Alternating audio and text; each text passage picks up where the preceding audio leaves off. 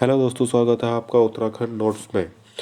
दोस्तों, आज के इस वीडियो में हम बात करेंगे परीक्षावाणी चैप्टर नंबर 6 वन आंदोलन और वन्य जीव। जो ये चैप्टर है, इस चैप्टर की जो एमसीक्यूज हमने बनाए हैं इस चैप्टर से, तो उन एमसीक्यूज के बारे में हम आपसे बात करेंगे आज के इस वीडियो में। तो दोस्तों, बिना देर किए चलिए शुरू करते हैं आज का ये वीडियो।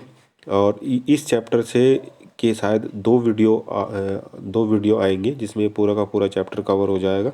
और इस चैप्टर को लर्न करने में आपको इन वीडियो से काफ़ी हेल्प मिलेगी। ठीक है दोस्तों, तो चलिए स्टार्ट करते हैं आज का वीडियो। और पहला क्वेश्चन है आपके सामने, उत्तराखंड में पंचायताधीन वनों का प्रतिशत कितना है। ठीक है, ये आपसे पूछ रहा है।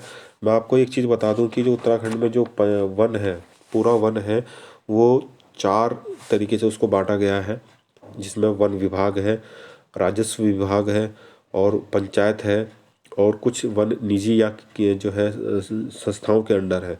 ठीक है, तो ये अलग अलग तरीके से वनों को बांट दिया गया है, जिसमें वन के रख रखाव में मतलब आसानी होती है। तो आपसे पूछ रहा है कि पंचायत के अधीन कितना वन प्रतिशत आता है। तो इसका आंसर होगा दोस्तों 15.32%। जो वन है वो जो पंचायत है उनके अंडर आते हैं। अगला क्वेश्चन है, वन विभाग जो है, वन विभागाधीन वनों का प्रतिशत कितना है। तो ये सबसे ज़्यादा है, तो ये है दोस्तों 70.46। ठीक है, 70.46% जो है वन विभाग के अंडर आता है। अगला क्वेश्चन है, बाज का वानस्पतिक नाम क्या है। तो इसका आंसर होगा दोस्तों क्वर्कस ल्यूकोटाइकोफोरा।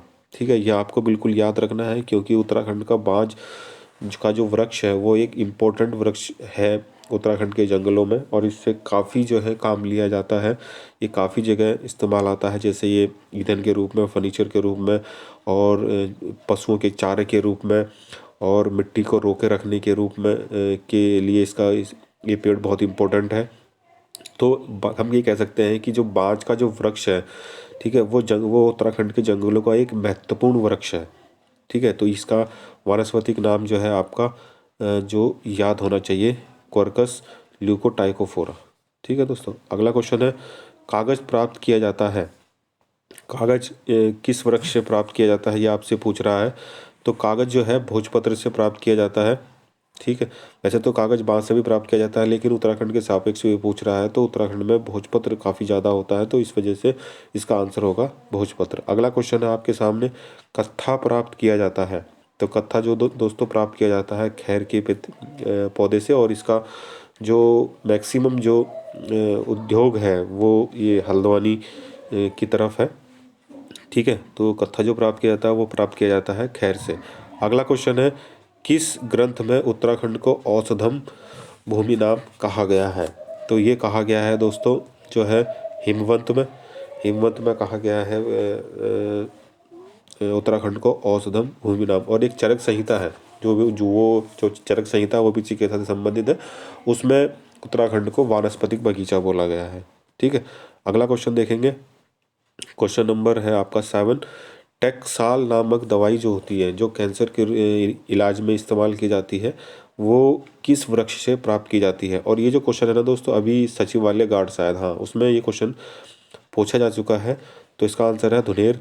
धुनेर से टेक्साल नामक दवाई बनाई जाती है। अगला क्वेश्चन है, निम्नलिखित में से कौन एनीमिया नाशक है। आपके सामने ऑप्शन है बिच्छू घास, भीमल, भेकल, या इनमें से कोई नहीं। तो जो आपका ऑप्शन इसमें राइट आंसर होगा वो होगा बिच्छू घास। बिच्छू घास से ही दोस्तों, बिच्छू घास एक खरपतवार है उत्तराखंड के अंदर, ये हर जगह आसानी से मिल जाती है। ठीक है, तो इसका इस्तेमाल करने से जो है एनीमिया नाशक रोग, जो ब्लड का एक डिजीज़ है, वो कंट्रोल होती है। और जो उत्तराखंड में जो दुधारू पशु होते हैं उनको भी ये घास खिलाई जाती है, ताकि उनमें दूध का जो उत्पादन हो वो अधिक से अधिक हो। अगला क्वेश्चन देखेंगे। अगला क्वेश्चन है, दारू हरिद्रा किसका दूसरा नाम है। तो दारू हरिद्रा दोस्तों ये है आपका किल्मोड़े का दूसरा नाम। जो भी कैंडिडेट या उत्तराखंड से होंगे, उत्तराखंड के पहाड़ी क्षेत्रों से, तो उनको पता होगा कि किल्मोड़ा क्या है। ठीक है, उन्होंने खाया भी होगा किल्मोड़ा। तो किल्मोड़े का ही दूसरा नाम है दारू हरिद्रा। और ये एक संरक्षित पौधा है, इसका मतलब अवैध कटान नहीं किया जा सकता। निम्नलिखित में से किसको टमाटर के विकल्प के रूप में प्रयोग किया जाता है? ठीक है, टमाटर के विकल्प के रूप में प्रयोग किया जाता है दोस्तों हिपोपी को। हिपोपी एक फल है जिसको टमाटर के विकल्प के रूप में प्रयोग किया जाता है, और इस हिपोपी का ही दूसरा नाम अमेस भी है। आपसे ऐसे भी पूछ सकता है अमेस, जरूरी नहीं है आपको कि हिपोपी ही आपके ऑप्शन में हो, तो अमेस भी इसका दूसरा नाम है, ये भी आप याद रखेंगे। 16वें वन रिपोर्ट के अनुसार राज्य में वन क्षेत्रफल कितना है? तो दोस्तों ये है 24,330 वर्ग किमी उत्तराखंड के अंदर वो जो है वन क्षेत्रफल। ठीक है, और अगर हम परसेंटेज की बात करें तो उत्तराखंड में कुल जो है 65% के लगभग जो है वन क्षेत्रफल है। अगला क्वेश्चन देखेंगे, सबसे कम वन क्षेत्रफल किस जनपद में स्थित है? तो इसका आंसर होगा दोस्तों वेरी सिंपल आंसर है इसका कि उधम सिंह नगर में ही सबसे कम वन क्षेत्रफल है।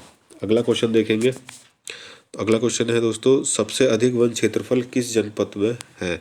तो इसका जो आंसर होगा वो होगा दोस्तों पौड़ी में सबसे ज़्यादा वन आपको देखने को मिलेंगे। अगला क्वेश्चन है, प्रतिशत के आधार पर सबसे अधिक वन किस जनपद में है? अब वहाँ पर ये जो पूछ रहा है ये सबसे अधिक वन क्षेत्रफल पूछ रहा है, लेकिन यहाँ पर आपसे पूछा जा रहा है कि परसेंटेज के आधार पर किस जनपद में है। तो इसका आंसर होगा दोस्तों नैनीताल जिले में जो है परसेंटेज के आधार पर सबसे अधिक वन पाए जाते हैं। सबसे अधिक किस नदी बेसिन में वन है? ठीक है, तो इसका जो आंसर होगा वो होगा टॉन्स बेसिन। एक टॉन्स बेसिन ही ऐसा है जिसमें सबसे अधिक वन पाए जाते हैं। इसके अलावा अगला क्वेश्चन है, सर्वाधिक वन किस ऊंचाई पर पाए जाते हैं? ठीक है, तो दोस्तों इसका जो आंसर होगा वो होगा 1800 से 3000 मीटर की ऊंचाई पर सबसे अधिक वन पाए जाते हैं, और इनका परसेंटेज 28% के लगभग है। ठीक है, 28% के लगभग वन पाए जाते हैं 1800 से 3000 मीटर की ऊंचाई पर। अगला क्वेश्चन देखेंगे, सबसे कम वन किस ऊंचाई पर पाए जाते हैं? तो आपका जो आंसर होगा वो होगा 3000 मीटर की ऊंचाई पर। मतलब 3000 मीटर से अधिक ऊंचाई पर अगर आप जाएंगे तो वहाँ पर वनों का जो परसेंटेज है वो 7.5 के लगभग हो जाएगा, जो बहुत कम है। ठीक है, तो इसका आंसर होगा 3000 मीटर की ऊंचाई पर। अगला क्वेश्चन देखेंगे, क्वेश्चन नंबर 18 है, उत्तराखंड में मानसूनी वन किस ऊंचाई पर पाए जाते हैं? ठीक है, मानसूनी वन जो है आपसे पूछ रहा है किस ऊंचाई पर पाए जाते हैं, तो इसकी जो हाइट है वो है दोस्तों 1500 मीटर की ऊंचाई पर मानसूनी वन पाए जाते हैं। अगला क्वेश्चन है, बाज किस प्रकार के वनों की प्रमुख प्रजाति है? ठीक है, मतलब किस प्रकार के वनों में बाज जो है सर्वाधिक पाया जाता है? तो इसका आंसर होगा दोस्तों पर्वतीय शीतोष्ण वन। ठीक है, पर्वतीय वन शीतोष्ण वन से कहने का मतलब ये है कि जो बाज का जो वृक्ष है ये शुद्ध रूप से एक पर्वतीय वृक्ष है। उत्तराखंड के वनों का प्रमुख वृक्ष कौन सा है? दोस्तों ये क्वेश्चन यूके पीएससी द्वारा पूछा जा चुका है कई बार। तो ये होगा आपका चीड़ जो है उत्तराखंड के वनों में सर्वाधिक पाया जाता है, तो इस वहाँ का एक प्रमुख वन हो गया। अगला क्वेश्चन है, राज्य वृक्ष बुरांस किस प्रकार के वनों का वृक्ष है? ठीक है, तो ये होगा दोस्तों एल्पाइन जो है वनों का ये प्रमुख वृक्ष है। बरमी बुग्याल कहाँ पर स्थित है? तो बरमी बुग्याल दोस्तों आपका रुद्रप्रयाग में स्थित है, याद रखेंगे इसको, इम्पोर्टेंट क्वेश्चन। अगला क्वेश्चन है, जोराई व खतलिंग बुग्याल किस जिले में है? तो ये होगा दोस्तों आपका टिहरी जिले में। ठीक है, टिहरी जिले में। और बुग्यालों से दोस्तों क्वेश्चन पूछते हैं बार बार कि कौन सा बुग्याल कहाँ पर है, तो मैं आपको ये सलाह दूंगा कि अब वीडियोस में तो सारे बुग्याल शामिल करना इम्पॉसिबल है, तो मैं आपको एक सलाह दूंगा कि जो राज्य में जितने भी बुग्याल हैं उनको आप धीरे धीरे करके कंठस्थ करें। ठीक है, जो आपकी काफ़ी हेल्प करेंगे। अगला क्वेश्चन है, राज्य में लेवेंडर किस ऊंचाई पर पाया जाता है? ठीक है, लेवेंडर जो है एक प्रकार का फूल है, सुगंधित फूल है, तो ये उत्तराखंड के अंदर जो है किस ऊंचाई पर पाया जाता है? तो दोस्तों इसका जो आंसर होगा वो होगा 2700 मीटर की ऊंचाई पर। ठीक है, 2700 मीटर की ऊंचाई पर आपको लेवेंडर की प्राप्ति होगी। तो ये हो गया। अगला क्वेश्चन देखेंगे, उत्तराखंड में बालाडोना की खेती कब से आरंभ की गई? तो बालाडोना की जो खेती है दोस्तों ये की गई थी 1903 में। मतलब 1903 से ये स्टार्ट की गई। ठीक है, अगला क्वेश्चन है, और ये क्वेश्चन दोस्तों आ चुका है पहले। भेषज सहकारी संघ की स्थापना उत्तराखंड में कब की गई? तो ये की गई दोस्तों 1980 में। अगला क्वेश्चन देखेंगे, Indian institute of Ayurveda for drug research ये कहाँ पर स्थित है? ये है ताड़ीखेत। और दोस्तों ये क्वेश्चन पता नहीं कितनी बार पूछा जा चुका है आयोग की तरफ से, यूबीटीआर की तरफ से। ठीक है, तो ये भी जो है आपको याद होना चाहिए। अगला क्वेश्चन देखेंगे, question number 28, cooperative drug factory कहाँ पर स्थित है? तो कोऑपरेटिव ड्रग फैक्ट्री दोस्तों ये है आपकी रानीखेत में।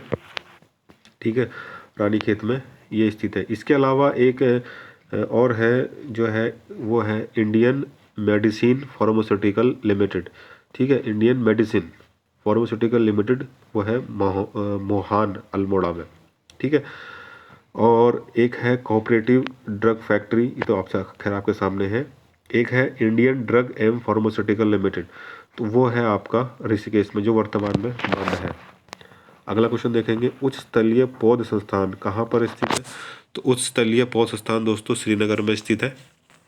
ठीक है, अगला क्वेश्चन देखेंगे, जीवी पंत हिमालय पर्यावरणीय एवं विकास संस्थान ये कहाँ पर? वेरी इंपॉर्टेंट क्वेश्चन, ये आपको याद होना ही होना चाहिए।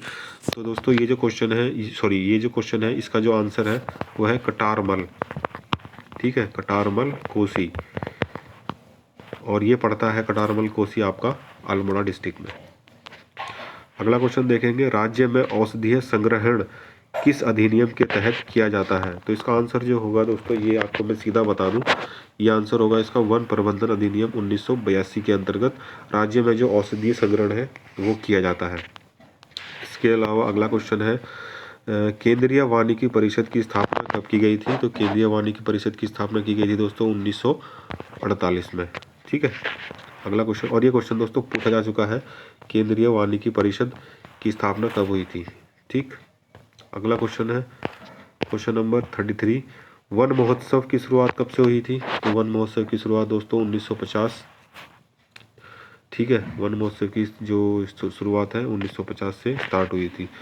भारत के प्रथम वन महानिरीक्षक 1865 में कौन थे? मतलब 1865 में जो है भारत के प्रथम वन महानिरीक्षक बनाए गए थे। तो उसका जो उनका नाम है वो आपसे यहाँ पर पूछ रहा है। तो आपके जो ऑप्शन है वो आपके सामने है, मैं आपको सीधा आंसर बताता हूँ। तो इसका आंसर है डिट्रिच बैंड्रिस। ठीक है, ये एक जर्मन थे। ठीक है, जर्मनी से इनको बुलाया गया था, तो डॉक्टर डिट्रिच बैंड्रिस। तो इसका आंसर ये होगा। फॉरेस्ट स्कूल ऑफ देहरादून की स्थापना कब की गई थी? तो दोस्तों ये है वेरी इंपॉर्टेंट क्वेश्चन दोस्तों। फॉरेस्ट स्कूल ऑफ देहरादून की स्थापना की गई थी दोस्तों 1878 में। ठीक है, 1878 में फॉरेस्ट स्कूल ऑफ देहरादून की स्थापना की गई थी। 1884 में, ठीक है, 1884 में जो है इसका नाम बदलकर इम्पीरियल फॉरेस्ट स्कूल रखा गया। 1884 में इसका जो नाम बदलकर इम्पीरियल फॉरेस्ट स्कूल रखा गया। ठीक है, और दोबारा से इसका एक बार इसको चेंज किया गया 1906 में। 1906 में इम्पीरियल फॉरेस्ट रिसर्च इंस्टीट्यूट ये इसका नाम रखा गया, जो अब तक चला हुआ आ रहा है। लेकिन अब सिर्फ इम्पीरियल हटा दिया गया है, उसके आगे इम्पीरियल की जगह पर इंडियन लगा दिया गया है, इंडियन फॉरेस्ट रिसर्च इंस्टीट्यूट। तो मतलब कहने की बात यह है कि इसकी असली जो स्थापना मानी जाती है वो 1906 मानी जाती है। लेकिन अगर आपसे ऑप्शन में 1906 ना दे या 1984 ना दे और 1878 दे, तो आप 1878 के साथ जाएंगे। ठीक है, तो क्योंकि सबसे पहले स्थापना फॉरेस्ट स्कूल ऑफ देहरादून जो हुई थी वो 1878 में ही हुई थी, फिर बाद में इसके नेम चेंज होते रहे। ठीक है, फॉरेस्ट रिसर्च इंस्टीट्यूट को सम विश्वविद्यालय का दर्जा कब प्रदान किया गया? तो ये प्रदान किया गया दोस्तों 1991 में। 1991 में इसको जो है यूनिवर्सिटी बना दिया गया, सम विश्वविद्यालय। वन अनुसंधान संस्थान को अपने 100 वर्ष कब पूरे किए? वन अनुसंधान संस्थान ने अपने 100 वर्ष कब पूरे किए? तो देखिए दोस्तों, अभी मैंने आपको बताया था ना कि 1906 में जो है इसका नाम जो है इम्पीरियल फॉरेस्ट रिसर्च इंस्टीट्यूट रख दिया गया था, और 1906 को ही इसकी स्थापना का असली वर्ष माना जाता है। तो उसी के हिसाब से जो है इसने 2006 में जो है अपने 100 वर्ष पूरे किए। ठीक है। तो ये जो आप जो आपके सामने ये ईयर है 1878, 84 और 1906, ये तीनों के तीनों जो है ईयर आपको याद रहने चाहिए।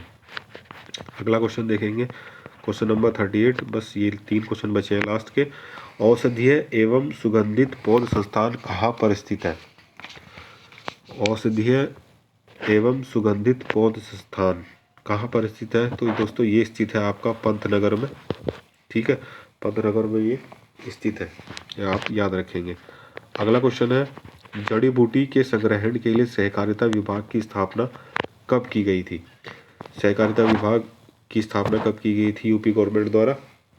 तो ये की गई थी दोस्तों 1972 में, क्योंकि हमें गवर्नमेंट को पता था कि जो है उत्तराखंड में काफ़ी जड़ी बूटियों का जो है उत्पादन होता है। ठीक है, जिस वजह से उनको कंट्रोल करने के लिए, उनके उत्पादन को बढ़ाने के लिए सहकारिता विभाग की स्थापना की गई थी 1972 में। यह यूपी गवर्नमेंट के टाइम की बात है। रवाई कांड आज का लास्ट क्वेश्चन है दोस्तों। रवाई कांड या रवाई आंदोलन, कुछ भी कह लीजिए, कब घटित हुआ था? ठीक है, तो ये हुआ था दोस्तों 30 मई 1930 को, और इसको जलियांवाला बाग कांड जो हुआ था, ठीक है, उसकी तुलना उससे भी इसकी तुलना की जाती है, क्योंकि इसमें भी जो है काफ़ी आंदोलनकारी, जो निर्दोष आंदोलनकारी थे, ठीक है, वो मारे गए थे। तो ये हुआ था दोस्तों 30 मई 1930 को। तो आप ये क्वेश्चन हो गए ख़त्म। तो दोस्तों ये थे 40 क्वेश्चन चैप्टर नंबर 6 से। ठीक है, परीक्षावाणी चैप्टर नंबर 6 से ये वीडियो। तो दोस्तों ये वीडियो आपको कैसा लगा प्लीज़ कमेंट करके ज़रूर बताइएगा, और वीडियो को लाइक करिएगा, कमेंट करिएगा, शेयर करिएगा, और आप चैनल पर नए हैं तो प्लीज़ चैनल को सब्सक्राइब जरूर करिएगा। ये और इसी तरीके से आपको आगे वीडियो मिलती रहेंगी चैप्टर वाइज। ठीक है, तो और बस मैं आपसे इतना ही कहूँगा कि एग्ज़ाम काफ़ी हैं आगे, और उन एग्ज़ामों की तैयारी में आप लगे रहिए, जी जान लगा दीजिए। ठीक है, और फिर मिलेंगे आपसे नेक्स्ट वीडियो में इसके पार्ट 2 के साथ। ठीक है दोस्तों, तब तक के लिए जय उत्तराखंड।